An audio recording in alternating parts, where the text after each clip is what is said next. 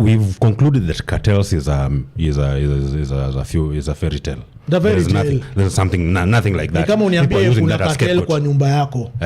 Kana when you head of house.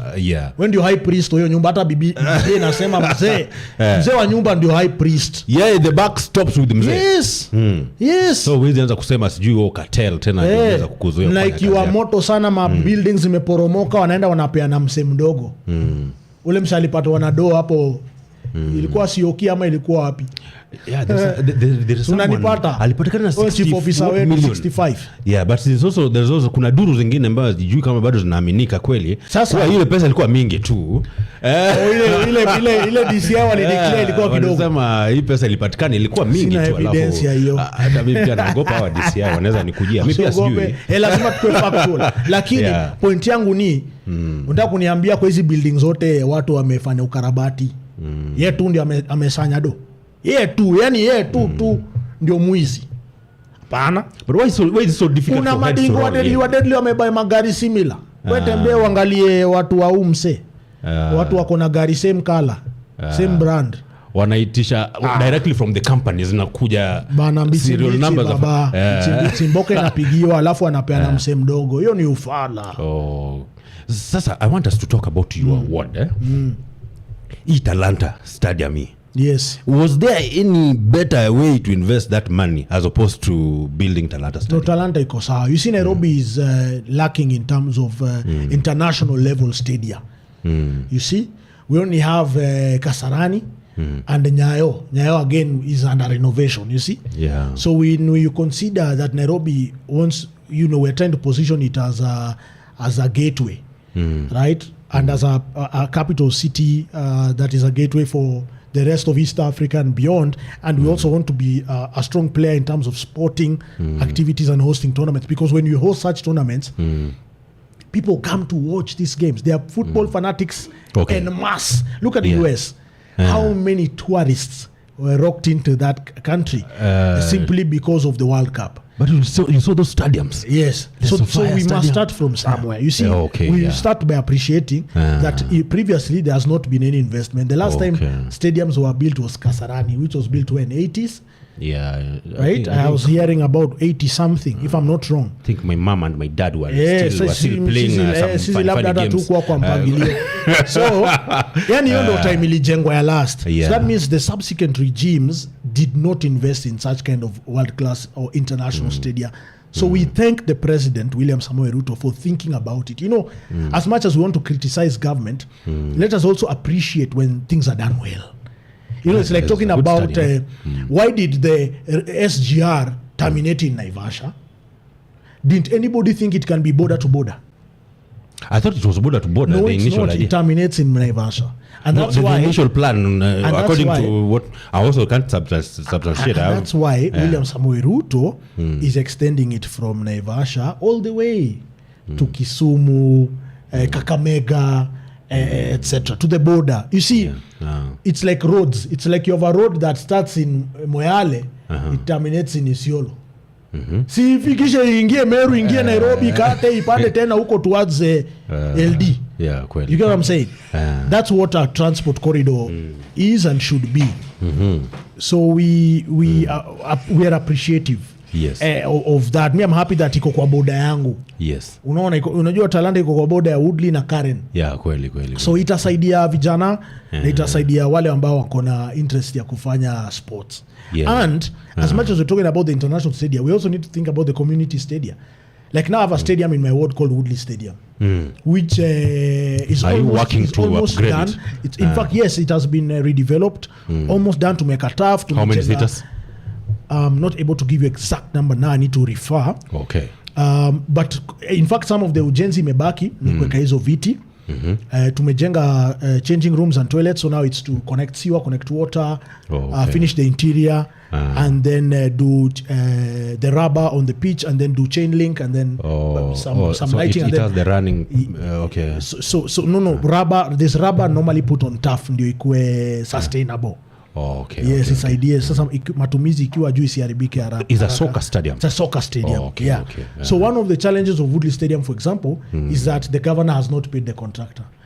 The contractor ni best yake.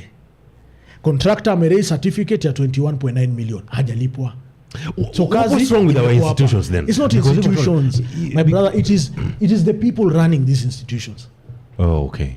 The institution has no problem. Nairobi does not need new legislation. Nairobi does not need bylaws. Well, I'm just wondering that if at all the payment for these contractors and is dependent on us. Now I understand you. Thank you for that. You see, you are right on that one. That unfortunately, payments are dependent on an individual. Should be institutionalized. So if you're the governor, yes, you're Sakaja, CEO. Yes. God forbid, but you're Sakaja. I and think you don't like DNG. Can you put it the other way? No. And you don't like DNG. You won't pay the contractor who's doing the work in DNG's ward. That's it's now it becomes political. It becomes vengeful. Yeah.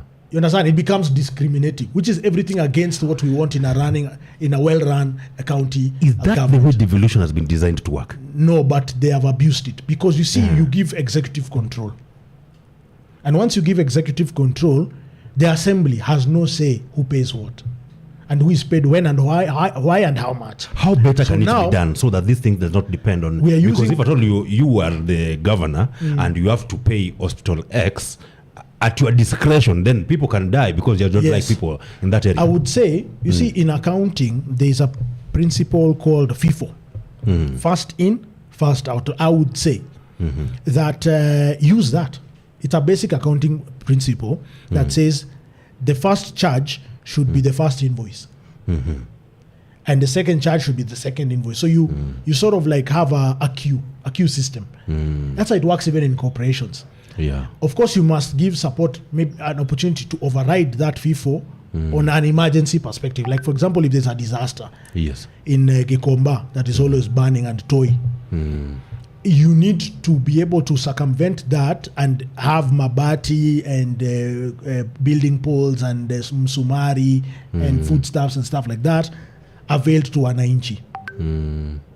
So what I'm trying to say is I agree with you that the systems are not working. They're not working. They're very weak in fact, systems. there are no systems. And those systems are so emotional that they depend on it depends on the emotion. Yeah.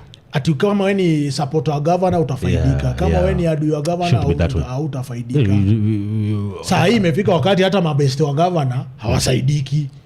Wale wanasaidika. So they've weaponized the system against themselves again. Ni leaders wetu wachache na yeye na wale macronins wake. Okay. Siko unanipata like less than 20 people benefit. Kila mtu uliza watu wamefanya biashara Nairobi County, kilio iko hapo nje sana. So tunataka ile regime ibadilishwe ndo suppliers walipwe.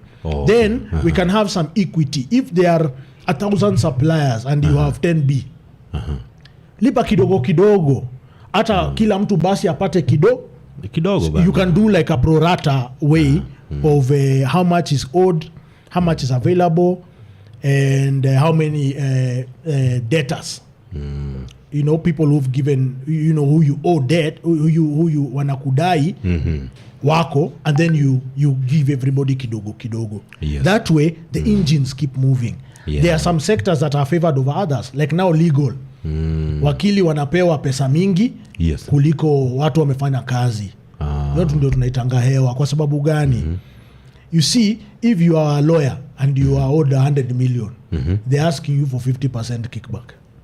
And then because unafanya service, really, Kenya umeinvest ni time yako. Si kama kununua brick and mortar, simiti, kokoto, mchanga, nini, na mawe.